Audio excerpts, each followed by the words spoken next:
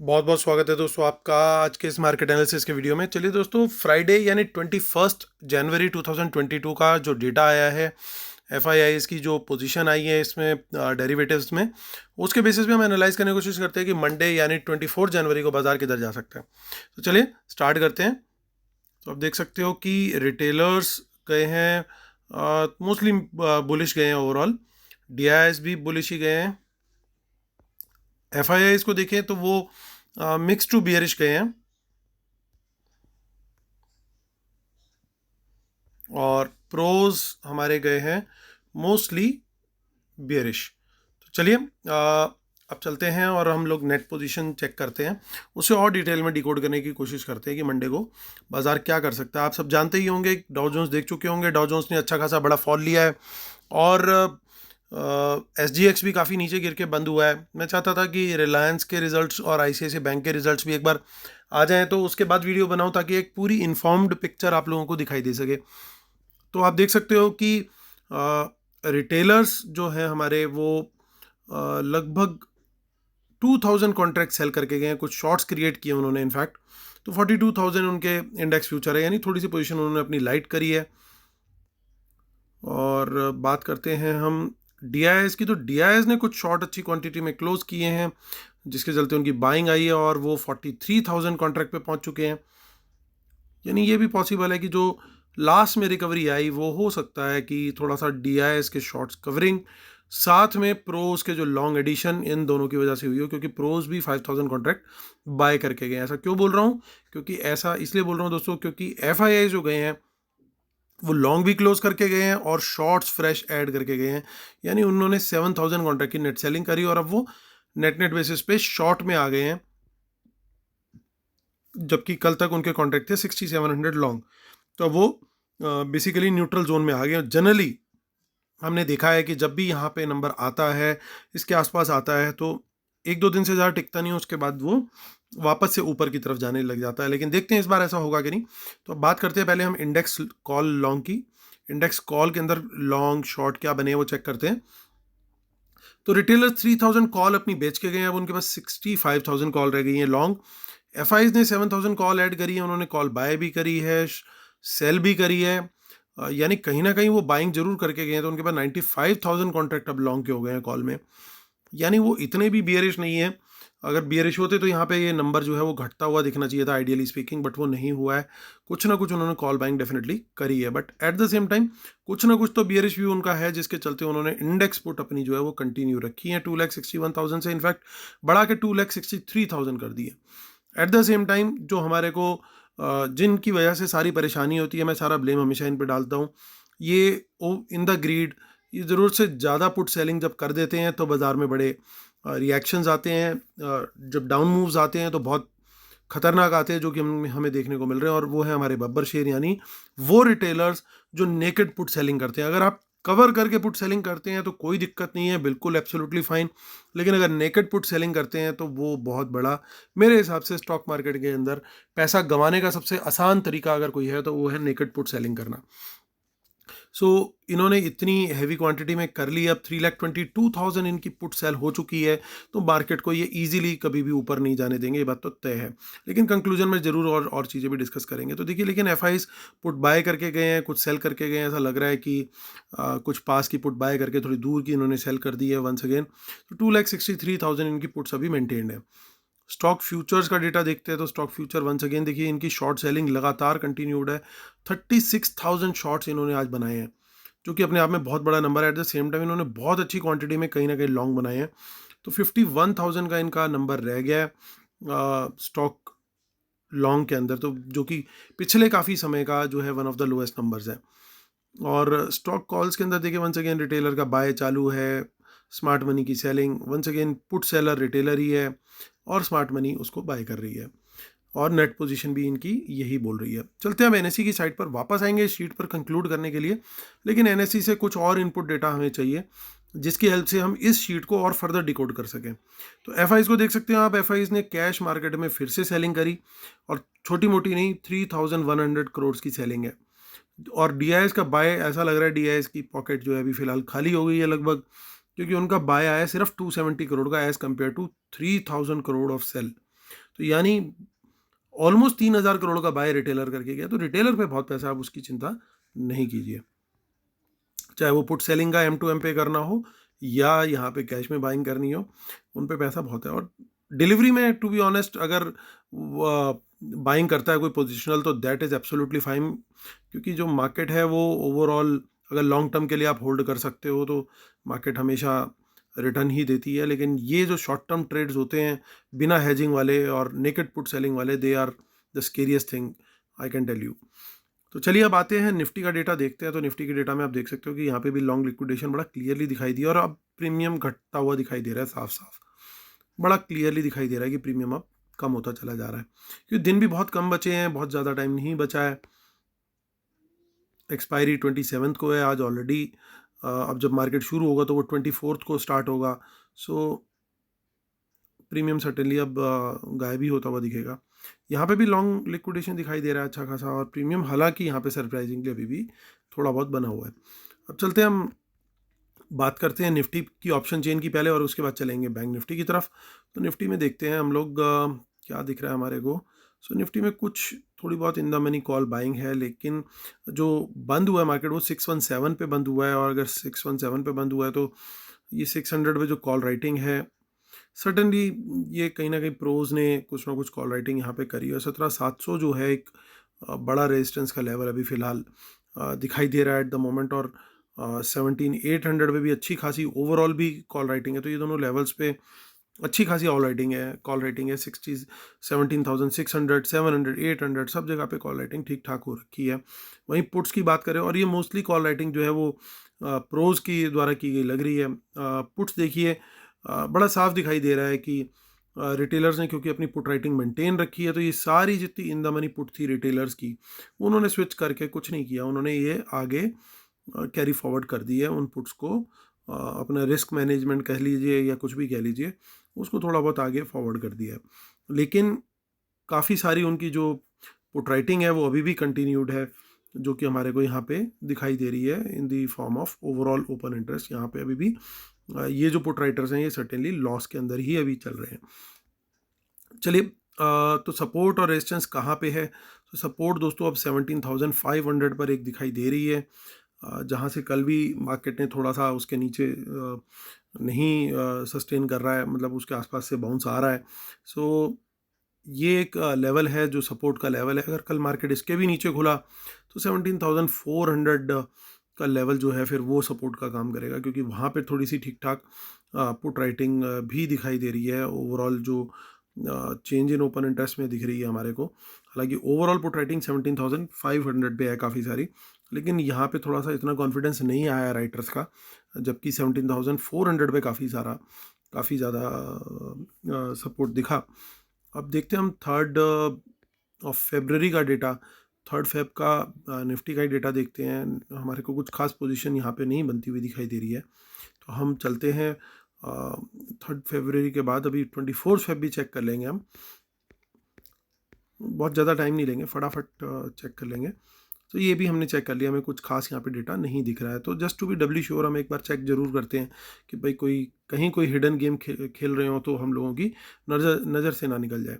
तो चलिए अब आगे देखते हैं, बैंक निफ्टी की बात करते हैं। बैंक निफ्टी के अंदर क्या हो रहा है। बैंक निफ्टी के अंदर कुछ in the money call certainly यहाँ पे भी दिखाई दे रही हैं, और 37,574 पे मार्केट बंद हुआ है। और यहाँ पे जो कॉल बाइंग है ये किसके द्वारा की गई हो सकती है, क्योंकि वॉल्यूम्स इसमें थोड़े ठीक ठाक दिख रहे हैं, और हालांकि यहाँ पे कॉल राइटिंग में मुझे उतना कॉन्फिडेंस नहीं दिखाई दे रहा है 37,700 पे या 38,000 पे भी, क्योंकि एक राउंड फिगर लेवल है। तो यहाँ पे इतनी ज़्यादा मुझे कॉल राइटिंग में रेजिस्टेंस नहीं दिख रही है जितनी निफ्टी के अंदर है। और यहाँ पे भी हालांकि पुट की अनवाइंडिंग हुई है, और यहाँ पे जो सपोर्ट है वो 37,500 पे पहला और 37,300 पे दूसरा सपोर्ट दिख रहा है। देखिए यहाँ पे ये एक सपोर्ट दिखाई दे रहा है, और मुझे 300 पे फिर एक दूसरा सपोर्ट दिखाई दे रहा है। 37,000 जो कि एक राउंड फिगर नंबर है, वहाँ पे इतनी ज़्यादा पुट राइटिंग नहीं हो रही है। तो एक थोड़ा सा मिक्स टाइप का यहाँ पे डेटा निकल के आ रहा है, बहुत क्लियर पिक्चर नहीं दिखाई दे रही है। कुड भी पॉसिबल हो सकता है कि यहाँ पे एफआईज ने बाइंग करी हो कॉल्स के अंदर, कुछ एफआईज ने हो सकता है सेलिंग करी हो। तो दोनों सिनेरियोज यहाँ पे बिल्कुल मुझे पॉसिबल लग रहे हैं, क्योंकि जिस प्रकार आईसीआईसीआई बैंक के बहुत अच्छे स्टेलर नंबर्स आए हैं, सब लोग बात कर रहे हैं। तो कुड बी पॉसिबल कि अगर अगर आईसीआईसीआई बैंक कल पॉजिटिव में खुलता है और सस्टेन करता है, वहाँ वहाँ पे प्राइस एक्शन ऊपर की तरफ का ही देता है, तो फिर बैंक निफ्टी भी हमें ऊपर जाता हुआ ही दिखेगा। ये बात फिर तय है क्योंकि बैंक निफ्टी में फिर पूरी एक, जिसे कह सकते हैं कि जान आ जाएगी। लेकिन अगर आईसीआईसीआई बैंक भी नीचे गिरा और बैंक आईसीआईसीआई बैंक भी नीचे की तरफ ही प्राइस एक्शन दिया, देखिए खुलता कहाँ पे है वो तो मैटर करता ही है, लेकिन खुलने के बाद प्राइस एक्शन किस डायरेक्शन में दे रहा है वो बड़ा इंपॉर्टेंट होता है। तो इसलिए वहाँ पे नज़र रखनी बड़ी ज़रूरी होगी। सिमिलरली निफ्टी को ट्रैक करने वाले लोगों के लिए बड़ा ज़रूरी होगा कि वो रिलायंस के जो स्टॉक है उसके अंदर भी क्या प्राइस एक्शन आ रहा है उसके ऊपर भी नज़र रखें। हालांकि रिलायंस के नंबर्स भी मुझे अच्छे लगे हैं, उसमें मुझे कहीं से कोई प्रॉब्लम नहीं लग रही है। उसका एक वन टाइम कुछ गेन है, उसको भी हटाने के बाद भी आई थिंक वो एनालिस्ट के जो एस्टीमेट्स हैं उसको बीट किया है। तो दोनों दोनों रिजल्ट्स अच्छे हैं, बट उसके बावजूद एसजीएक्स तो खैर ने नेगेटिव रिएक्शन दिया। उस समय रिलायंस के नंबर्स आ चुके थे, आईसीआईसीआई के नंबर्स जो हैं वो बाद में आए हैं। तो अब ये देखना होगा कल मार्केट इनको किस तरीके से वेटेज देता है, क्या करता है। तो यहाँ पे वीकली और मंथली हमने ऑप्शन चेन देख लिया, हमें कुछ खास वहाँ पे बैंक निफ्टी में नहीं दिखाई दे रहा आगे की ऑप्शन चेन के अंदर। लेकिन जो ओवरऑल व्यू बन रहा है दोस्तों वो मैं आप लोग को शेयर करता हूँ। पहले आप डिस्क्लेमर और रूल्स आप लोग ज़रूर ध्यान से पढ़ लीजिएगा। चलिए इसके बाद मैं वेबिनार के बारे में आप लोग को बता देता हूँ। वैसे तो पूरी डिटेल्स इसी वीडियो के डिस्क्रिप्शन में भी दे रखी है, और ये जो टेलीग्राम चैनल है इसके भी इसमें भी पोस्ट कर रखी है मैंने। पूरा जो वेबिनार पैकेज है, आप खाली वन डे वेबिनार नहीं, it's a complete package now, जिसमें 2 मंथ्स का आपको लाइव एनालिसिस भी मिलता है और भी बहुत कुछ है। आप एक बार ज़रूर चेक कीजिएगा डिटेल्स को। तो आप 6 फरवरी संडे को है, आप मुझे मेल भी कर सकते हैं amithamijhawan@gmail.com पर, और बाकी सोशल मीडिया डिटेल्स नीचे दे रखी है। और दोस्तों एक चीज़ और, कोई मेरी ही डीपी पिक्चर जो है, जो मेरा लोगो है, उसको यूज़ करके सब लोगों को कमेंट कर रहा है, कोई लिंक पोस्ट करने की कोशिश कर रहा है, तो प्लीज़ उससे सावधान रहिए। वो मैंने नहीं पोस्ट किया है, वो कोई किसी और का आईडी है, और किसी ने लोगो मेरा यूज़ करके सबको कमेंट किया है और कोई टेलीग्राम चैनल का लिंक देने की कोशिश करी है। कल के पर्टिकुलरली जो जो थर्सडे का वीडियो था उसमें जो कमेंट्स आए थे उनके ऊपर किया। तो प्लीज़ सावधान रहिएगा, वो कोई लिंक मेरा नहीं है। मेरे टेलीग्राम चैनल का लिंक है t.me/market analysis nifty bank Nifty. नीचे इस वीडियो के डिस्क्रिप्शन में भी आपको वो लिंक मिल जाएगा, आप देखना चाहे तो वहाँ पे देख सकते हैं। चलिए कंक्लूड करने का टाइम आ गया दोस्तों। तो कंक्लूजन में देखिए बड़ा क्लियर है कि एफआईज तो सर्टेनली कुछ ना कुछ शॉर्ट तो बना के गए हैं, और उनकी पोजीशन अब यहाँ पे उन्होंने काफ़ी हल्की कर ली है। अब ये हल्की करने के साथ साथ लेकिन उन्होंने कुछ कॉल्स में बाइंग भी करी है, ये भी बड़ा साफ साफ दिखाई दे रहा है। अब यहाँ पे इन लोगों ने पुट बाय करी है, तो at the same time put sell भी करी है। तो यानी क्या इन्होंने अपनी पुट्स अब कुछ रोल ओवर करी हैं, कि जैसे जो बहुत ज़्यादा इन द मनी पुट्स हो गई थी प्रॉफिट की वजह से, उनको बुक करके आगे स्विच कर दिया ताकि कम इनका पैसा इन्वॉल्व रहे। कुड भी पॉसिबल, वो चीज़ भी पॉसिबल हो सकती है, कोई बड़ी बात नहीं है। लेकिन एट द सेम टाइम यहाँ पे इन्होंने एक अच्छी क्वांटिटी में स्टॉक फ्यूचर्स लॉन्ग भी किए हैं और एक अच्छी क्वांटिटी में स्टॉक फ्यूचर्स शॉर्ट भी किए हैं। तो ये देखना होगा अब दोस्तों, कल जो गेम है, डेटा में अगर ओवरऑल देखो तो डेटा तो क्लियरली बियरिश ज़्यादा है एज़ कम्पेयर टू बुलिश, क्योंकि बुलिश सिनेरियो बहुत कम दिखाई दे रहा है। साथ में एसजीएक्स और वर्ल्ड मार्केट का भी इम्पैक्ट बड़ा साफ साफ कल मार्केट पे एक बार तो ओपनिंग के टाइम पे दिखना चाहिए। शुरू के गैप डाउन या गैप अप वॉट एवर होने से लेकर के अगले 10-15 मिनट तक कुछ वहाँ पे आना चाहिए, अनलेस कि हमें डाउ के फ्यूचर्स में कोई बहुत बड़ी रिकवरी दिखाई नहीं देने लग जाए सडनली इन द मॉर्निंग। तो मुझे क्या लग रहा है, हो सकता है एक पॉसिबिलिटी है कि अगर आईसीआईसीआई बैंक के रिजल्ट्स को जिस तरीके से एनालिस्ट देख रहे हैं, तो कुड भी पॉसिबल कि बैंक निफ्टी उतना वीक ना हो और निफ्टी शायद थोड़ा सा वीक हो जाए। अगर लेकिन एट द सेम टाइम उन्होंने मार्केट ने अगर वेटेज दे दी कि नहीं रिलायंस के रिजल्ट्स अच्छे हैं, जो कि उतनी वेटेज जो मैंने लोगों से कमेंट्स पढ़े हैं, एनालिस्ट के कमेंट पढ़े हैं, रिलायंस के नंबर्स बहुत अच्छे बता रहे हैं, लेकिन शायद आईसीआईसीआई बैंक के रिजल्ट्स थोड़े ज़्यादा अच्छे हैं एज पर एनालाइज कमेंट्स, जो एनालिस्ट्स के कमेंट्स हैं उसके हिसाब से। तो पॉसिबिलिटी है कि शायद एक बार को बैंक निफ्टी ऊपर रखा जाए। हो सकता है रिलायंस भी ऊपर हो लेकिन निफ्टी अदरवाइज नीचे आ जाए। तो आपको लेकिन फिर भी वॉच जरूर करनी है इन दोनों स्टॉक्स की, ये क्या कर रहे हैं। अकॉर्डिंगली आपको व्यू फॉर्म करना है। मैं यही करूँगा, मैं इन दोनों स्टॉक्स के प्राइस एक्शन को चेक करूँगा और सामने फिर चेक करूँगा कि भैया निफ्टी और बैंक निफ्टी अब क्या कर रहे हैं। मुझे दिखता है कि भैया आईसीआईसीआई बैंक अगर वीक है, मैं वैसे तो कोशिश नहीं करूँगा बैंक निफ्टी के अंदर शॉर्ट का ट्रेड बनाने की आफ्टर सीइंग दीज नंबर्स। मैं प्रेफर ये करूँगा कि मैं देखूँ अगर निफ्टी वीक दिखाई दे रहा है मुझे और रिलायंस भी थोड़ा सा वीक दिख रहा है, तो मैं कोशिश करूँगा कि निफ्टी के अंदर मैं शॉर्ट का ट्रेड बनाऊँ।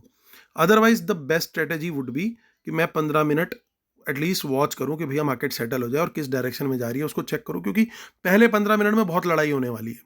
बुल्स वर्सेस बियर होगा बड़ा क्लियरली, और वो खुलने के बाद ऑब्वियसली एक बार हो सकता है गैप डाउन खुल जाए, क्योंकि नास्दाक भी बहुत अच्छा खासा नीचे गिर के बंद हुआ है। तो आईटी स्टॉक्स के अंदर फिर से एक बार, जो कि बेचारे इतने दिनों से पिटाई खा ही रहे हैं खा ही रहे हैं खा ही रहे हैं, ये वो वाली मूवी बन चुकी है जो हीरो शुरू से लेकर के आखिरी के 2.5 घंटे तक पूरा पिटता रहता है, आखिरी के 10 मिनट में विलन को मारता है। तो ये अभी हमारे हीरोज जो हैं आईटी सेक्टर के, इंक्लूडिंग द बिगीज, वो भी बेचारे पिट रहे हैं इस समय।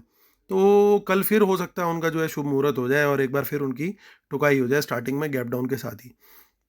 तो आप देखना ये होगा कि कौन सा सेक्टर वीक है, वहाँ पे शॉर्ट का ट्रेड प्लान किया जा सकता है। That could B one strategy. Second thing, क्योंकि 36,000 जो शॉर्ट्स हैं वो कोई कम नहीं है।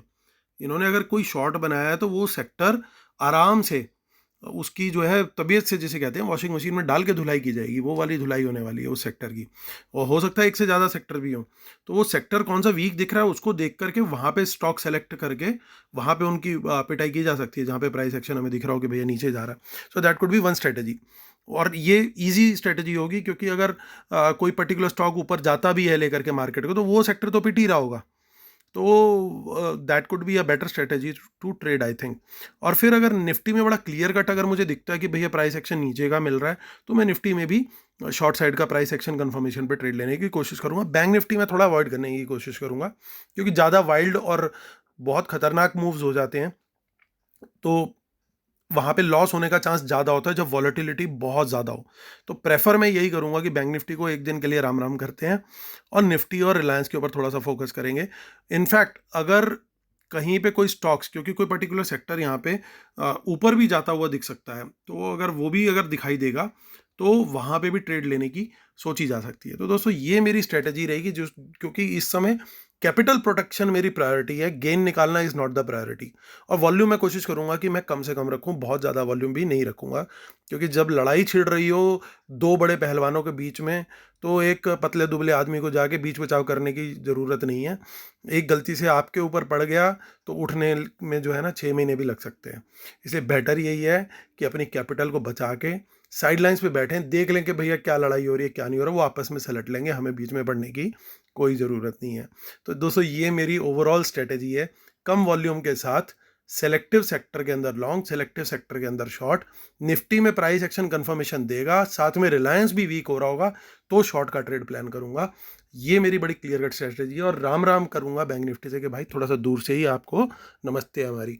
तो ये मेरी स्ट्रेटेजी है दोस्तों। और हाँ, आधे घंटे बाद अगर मुझे लगता है मार्केट सेटल हो गया और एक साइड पे बड़ा क्लियर कट प्राइस एक्शन अब तो मिल गया है, वोलेटिलिटी सारी एब्जॉर्ब हो चुकी है, डेटा भी उसी डायरेक्शन में इंट्राडे का बिल्ड हो रहा है, तो फिर वहां पे हम व्यू अकॉर्डिंगली ले सकते हैं। I think that would be a better strategy to do. तो मेरे लिए तो ये रहेगी फॉर मंडे। उम्मीद करता हूँ आप लोग को व्यू पसंद आया होगा, वीडियो पसंद आया होगा। प्लीज़ लाइक का बटन भी जरूर दबाइएगा और शेयर भी करना मत भूलिएगा आज। Thank you so much guys, God bless you, take care. फिर मुलाकात होती है आपसे इस मंडे को। Thank you, bye bye.